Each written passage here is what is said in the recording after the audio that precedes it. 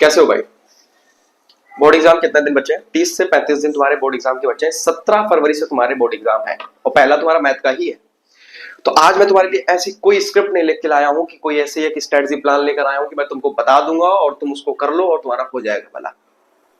कुछ स्टेप मैं तुमको बताऊंगा कैसे क्या चीजें करनी है, क्योंकि बोर्ड के तुम्हारे 30-35 दिन बचे हैं। बेटा इसमें थोड़ा सा सीरियस हो जाओ। हो सकता है मैं आज तुम्हें थोड़ा गुस्से में भी बोलूं, बट कोई बात नहीं। 30-35 दिन अगर तुम सही तरीके से कर लेते हो, क्योंकि तुमने साल भर क्या किया है कुछ मतलब नहीं है, लेकिन अब जो लास्ट में तुम क्या करोगे उससे मतलब होता है। तुम लोगों को लग रहा होगा कि एक बोर्ड एग्जाम हमारा फ्यूचर डिसाइड नहीं कर सकता है। भाई कर सकता है, फ्यूचर ही डिसाइड कर सकता है ये। ठीक है कि कोई बात नहीं, क्या है अगर मार्क्स कम आ जाएंगे, परसेंटेज कम हो जाएगा तो क्या दिक्कत है। तो तुम लोग छोड़ सकते हो इस वीडियो को, तुम लोग स्किप कर सकते हो। इस वीडियो को वही देखें जिनको लगता है कि हम 90 to 95% लाना चाहते हैं, ठीक है। और जिनको लगता है कि 30-40% भी आ जाए कोई दिक्कत नहीं, तो वो भी यहाँ से जा सकते हैं, कोई दिक्कत नहीं। अपने को 4 बच्चे भी देखेंगे तो वो भी सही है, लेकिन वो एटलीस्ट फॉलो तो करेंगे चीजें, एटलीस्ट वो अच्छे मार्क्स तो लाएंगे, ठीक है।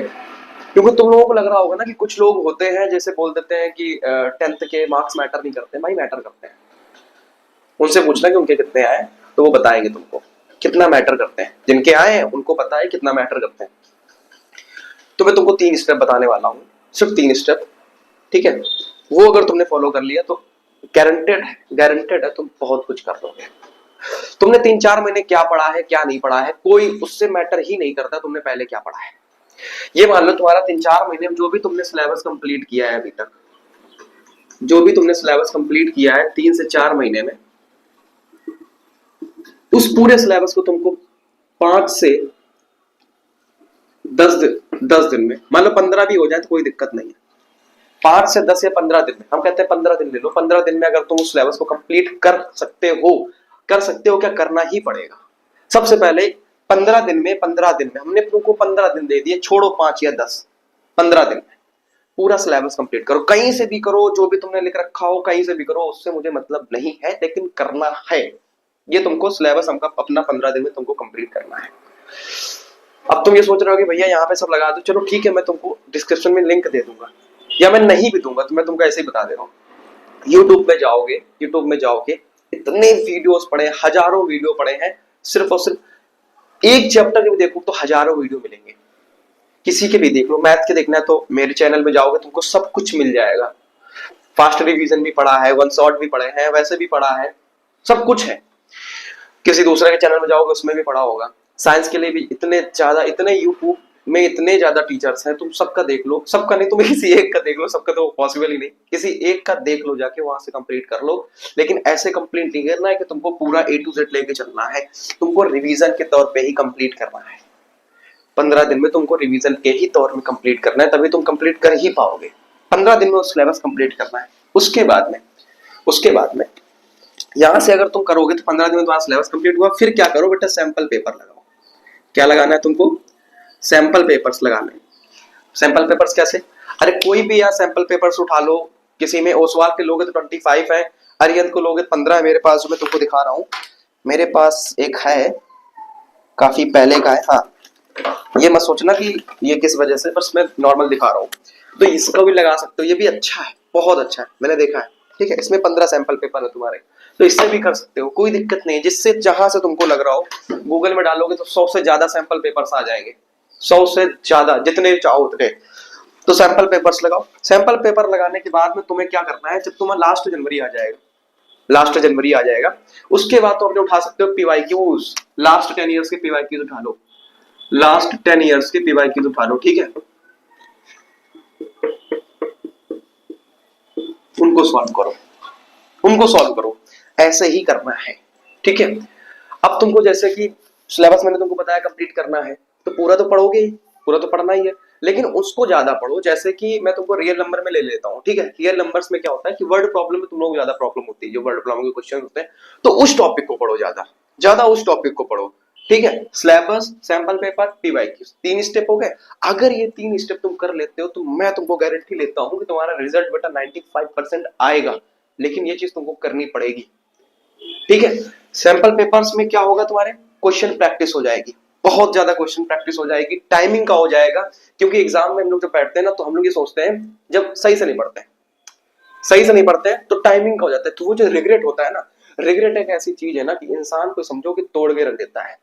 काश काश काश अगर इतना थोड़ा और पढ़ लिया होता, काश अगर सैंपल पेपर्स लगा लिए होते तो टाइमिंग का खेल नहीं होता, काश 1 घंटा और 10 मिनट और मिल जाते, 20 मिनट और मिल जाते। तो वो चीज जो काश लग जाता है ना, वो रिग्रेट, वो सबसे ज्यादा खराब होता है। तो ये चीज तुमको तुम्हारे एग्जाम में ऐसा होना ही नहीं चाहिए। तुम्हारे जब तुम पेपर देने बैठो तो तुमको सोचना ही ना पड़े ये चीज कि यार रिग्रेट वाली भी चीजें आएंगी, कुछ नहीं। इतनी प्रैक्टिस कर लो। सैंपल पेपर्स अगर तुम 20 सैंपल पेपर्स भी लगा लेते तो बहुत है।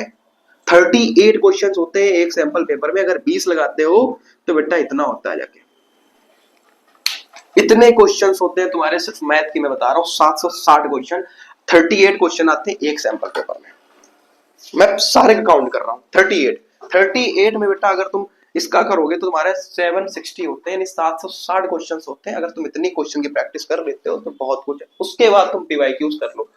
और एक चीज, जैसे हम लोग जो क्वेश्चन मैंने लास्ट ईयर में जो भी मैंने क्वेश्चन फंसाए थे, पूरा ट्रिग्नोमेट्री फंसा था, अरिथमेटिक फंसा था, मतलब ये मान लो कि 70 से 75% मैंने पूरा एग्जाम पेपर फंसाया था मैथ का। चेक भी कर सकते हो तुम, ठीक है। तो ऐसा नहीं कि मेरे पास कुछ जादू आ जाता है या मैं कुछ ऐसा स्ट्रेटजी होते हैं हमारे पास कि हम बोर्ड वालों से बात हो जाती है, ऐसा कहीं कुछ नहीं यार।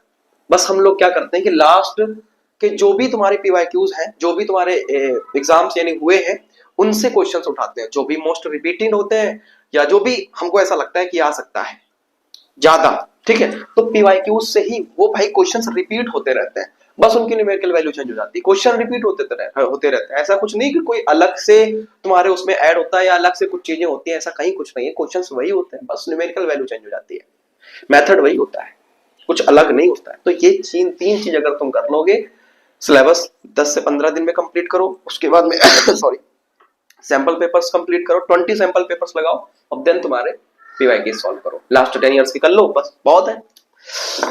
सोचो अगर सैंपल पेपर लगा लोगे 20 तो 760 क्वेश्चंस होते, कितने होते हैं तुम ये चीज सोच सकते हो। क्योंकि प्रैक्टिस बहुत इंपॉर्टेंट होती है और मैथ प्रैक्टिस मांगती है। बिना प्रैक्टिस के मैथ तुमको नहीं आ सकती है, ये चीज समझो। मैथ तो बहुत प्रैक्टिस मांगती है।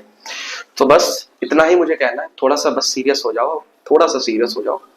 क्योंकि ये जो बोर्ड एग्जाम है, ये बोर्ड एग्जाम एक एग्जाम नहीं होता है, ये हमको एक डिसिप्लिन करना सिखाता है, डिसिप्लिन में रहना सिखाता है, हार्ड वर्क करना सिखाता है।